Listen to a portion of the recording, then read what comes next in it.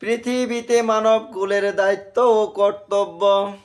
পৃথিবীতে মানব কুলের দায়িত্ব ও কর্তব্য হলো একমাত্র আল্লাহর ইবাদত করা, তার সাথে কাউকে শিরিক না করা।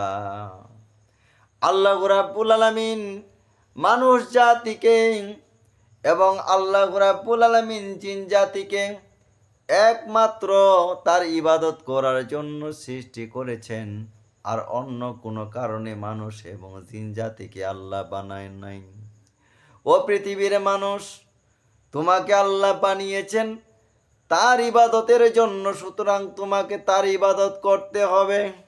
আল্লাহ রাব্বুল আলামিন আল কোরআনুল কারীমের 2 নাম্বার সূরা বাকারার 21 নাম্বার আয়াতে পৃথিবীর সমস্ত মানব জাতিকে ডাক দিয়ে বলেন, ইয়া আইয়ুহান নাসু উবুদু রাব্বাকুমুল্লাযী খলাকাকুম ওয়াল্লাযীনা মিন ক্বাবলিকুম লাআল্লাকুম তাত্তাকুন।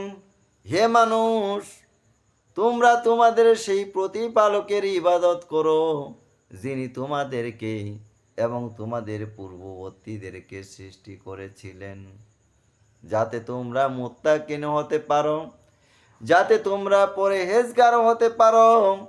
আল্লাহ রাব্বুল আলামিন যেমন তোমাদেরকে সৃষ্টি করেছেন, তেমনি ভাবে তোমাদের পূর্ববর্তীদেরকেও সৃষ্টি করেছিলেন আল্লাহ।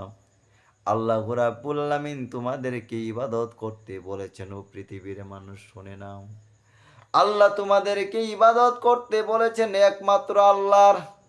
তোমরা যদি আল্লাহর ইবাদত করো, তাহলে তোমরা মুত্তাকিন হতে পারবে।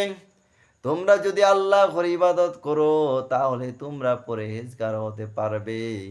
সুতরাং যারা পরহেজগার হবে, যারা মুত্তাকিন হবে, তারাই জান্নাতে যাবে।